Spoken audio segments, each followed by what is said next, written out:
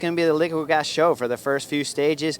Wouldn't surprise me if he'd win 5 in a row. It's rare, but that guy is phenomenal, and he's always on form. You mentioned early on that Sagan probably win the first 5 stages. He's on a roll, isn't he? He's on a roll. There's no doubt about that. Today looks pretty ideal for him too. So certainly there's a chance a break could get away, but I would say it's probably coming back to a field sprint. There's going to be 2 opportunities for the pure sprinters like Robbie McEwen and some of the other guys from Kelly Benefits and all that stuff. This is really, I guess Kelly Optimum, sorry. This is really their best shots for the flat sprint and, of course, the last stage of the race. So I'd say another field sprint, another good opportunity for Sagan to win. It's a tough stage, 130 miles, the longest stage of Amgen Tour of California. Your goals for today, and you mentioned about 3 other teams that should take responsibility. Are you hoping that your team will not have to take responsibility for today? Actually, I think we'll probably have to do a little bit of work today, because I think when you look at liquid gas, they've won 3 stages already. Certainly, I don't think they'll turn down a 4th, but they don't have the fresh guys to do 130 miles on the front. And certainly, I don't know if they're thinking Sagan for the GC. Nibali doesn't look like he has a form, so maybe today we got to do a little bit just to keep it close, and then when their guys get a little bit of rest, and they'll come back and take over. And I think you look at Garmin, us, and a few other teams will have to do at least a guy up on front to keep things somewhat close. Well, set the record straight, because a lot of fans and spectators see how well Sagan's doing, and they have the time trial coming up. They still think he can win the whole thing. I haven't seen that out of him. He's a phenomenal kid. I love him. I'm a Sagan supporter, but if he pulls out Baldy, then he's not going to get past Chris Horner then. That's why he doesn't have to get past me. He's just got to stay somewhat near it. But that's a tall order for a guy his size. So I haven't seen it happen, but I mean, if he comes out of here with 50 seconds or something, and then he does a good TT, all of a sudden at Baldy, he's just got to stay within a minute of everyone. He has Nibali in front of him, who's not on great form, but maybe still better than him, so he just rides tempo for him. So you got to start asking yourself that question, but I'm not willing to give into it just yet. All right. Well, good luck in the time trial, because that's where the first decisive moments are going to come. All right, thanks, Frankie.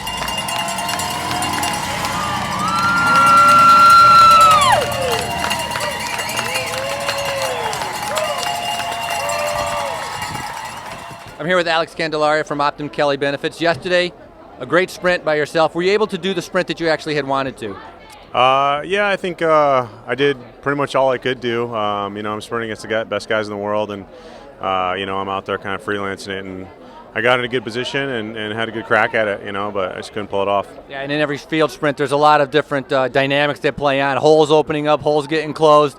Can you take me through that last kilometer and how your teammates, or were you on your own, and how that played out? I had some teammates there, but, all the bigger teams were doing organized lead-outs, and, in that scenario, it's a little easier for me to just kind of freelance it and get the wheels that I need. And, that last left-hand corner, it's kind of American style, so I knew it was coming up, and I just got into position and found Hostler's wheel and went for it. Today, 130 miles is a lot longer race, very up and down with 6 KOMs. It seems like it's going to be going on forever. A lot of guys are tired. Strategy for Optum Kelly Benefits and yourself in case it's a group sprint again? Yeah, we're kind of looking for the same thing that happened yesterday. Obviously it's a hard day, and so we need that kind of hard effort to really kind of reduce the sprinters and make them a little easier to get at. Yeah, that's what you're hoping for. Yeah, when it's all said and done, Boonen's still the fastest guy, and it's hard to beat him, man. All right, well, good luck today. Thanks. All right, thank you. Thanks a lot, man. Here with Sebastian Salas from Optum Kelly Benefits, and fantastic ride yesterday. A strategy to be able to get the KOM jersey? Yeah, it was a lot of hard work, a little bit of luck, and just putting it on the line. Well, you put it on the line, and today, a whopping 32 points. There's 6 KOMs. I was wondering if you could tell us a little bit about your strategy to be able to try to keep this jersey, plus after being in the break all day yesterday, how are the legs? I don't know how the legs are yet, so once I get on the bike, I'll be able to tell, but yeah, we're trying to get into break again today. I know it's going to be a huge effort for myself, and hopefully I can get a teammate up there with me to help me out, and I just got to do what needs to be done to defend this. In order to keep the mountain jersey, obviously there's a couple guys that might be a little bit dangerous. Have you taken a look at those, and who do you think is the biggest threat? Well, Boyle, obviously, he's just 4 points behind, but then there's some guys who have 8-10 points right now. that could be a threat if they get up the road. And I mean, like you said, they're 32 points up for grabs, so it's anybody's game right now. So you got to watch every single one of them. Yeah, that's right. All right, good luck. Thanks. Thanks, Frankie. Thank you. David, a long 130 miles. You gave it a shot there at the end. A little bit going for the win, opening up your legs for the TT. A little bit of both. I figure I attacked the day before the TT in Missouri, so want to do an attack here. Just died a little bit that last 1.5. It's windy. One man against the world. One man against the world in extreme heat. You can see the salt all over you. On a day like this, everybody talks about conserving and trying to rest for tomorrow. How is that possible? It's not possible. You just have to be intelligent to drink and eat and try to spin the gears and stuff like that, but you really can't easy pedal a course like today. Everybody's been talking about Horner, Talansky, a lot of the other favorites for the time trial, but you must be feeling confident for yourself because you are an exceptional time trialist for tomorrow's race. Well, yes, I am. Thanks. Yeah, I mean, I'm not sure if I'll have a bit of a power drop off at this weight that I'm at right now, but I'm highly motivated and, yeah, gonna go for it. You could be the fly in the ointment of everybody else's plans. Possibly. That wouldn't be the first time. No, it wouldn't. Thanks. Good luck. See you. 130-mile day today, and Sagan has managed to win almost every day. You've managed to come in second almost every day. Can you explain what's the difference there? Yeah, it's actually starting to get on my nerves now.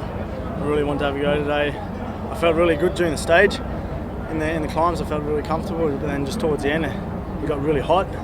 I'm not such a big fan of the heat, but I mean, I still felt good in the sprint, and you know, I can't say anything bad about him. He's won the last 4 stages. At the moment, he's the fastest guy.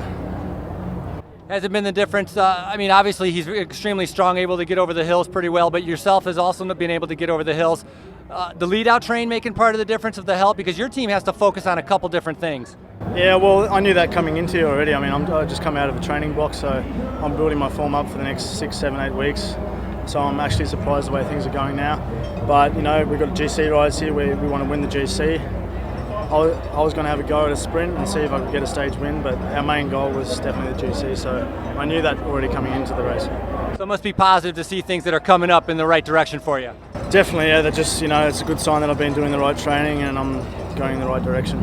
Congratulations. From cancer, Peter Sagan, your winner once again. Heinrich Hausler in second, and Michael Matthews on the podium in third.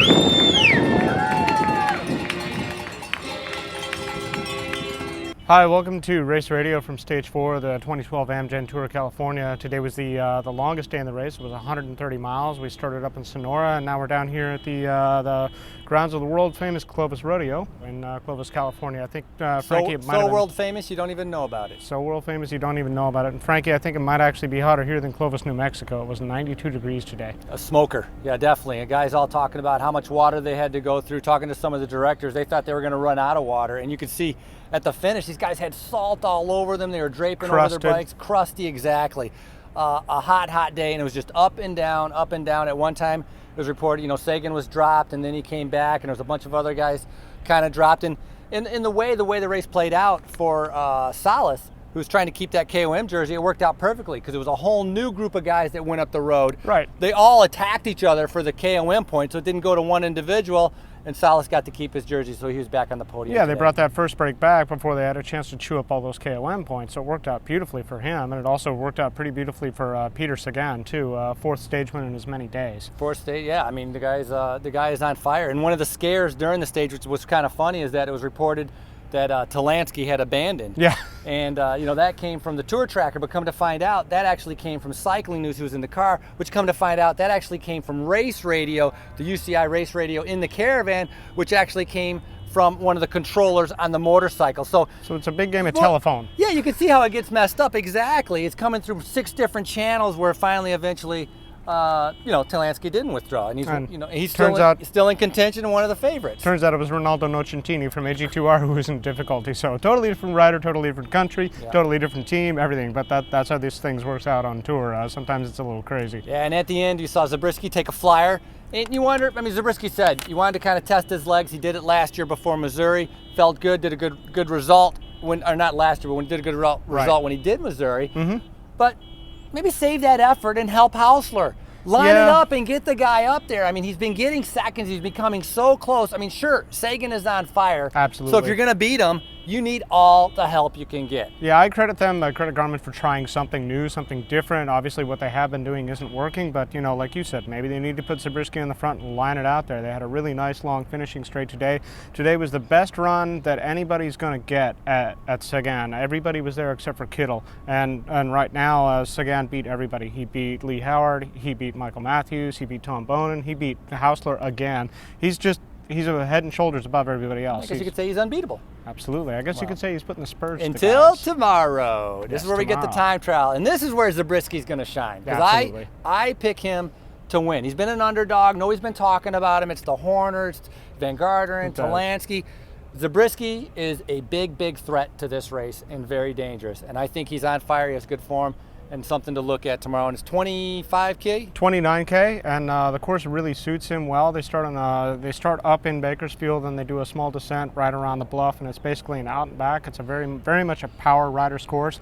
There's going to be some crosswinds. Talking to some people, they say the crosswinds always blow around there, so it's definitely going to be a hard one. And I think Zabriskie's definitely the guy you got to watch for that. Yeah. So let's say we got top 3 for the time trial. Top 3 for the time What do you trial. think? Let's see here. I'm gonna go with I'll go with Zabriskie for my lead, and then I think I'm gonna go TJ Van Garderen for number 2 actually, and then after that I'm gonna go with a little surprise pick with Levi. Ooh. I think he's been. The leg is healed. I It's think bonded. he's been playing possum. I think Horner's right. I don't know. Okay, I'm going to go with Zabriskie, Talansky, and I'm putting Horner for 3. So Horner for 3. That's good. We'll see what's going to happen. But everybody's been saying we're waiting for the time trial, waiting for the time trial. We're here. The pressure, the expectations, it's all piling on these guys, and it's going to weigh Absolutely. heavy on them tonight. So let's see who comes out with great legs. Tune in tomorrow. That's Race Radio from Stage 4. Did I say Clovis Radio? I'm not sure if you did or if Okay. you're saying race radio. Race Radio from the rodeo.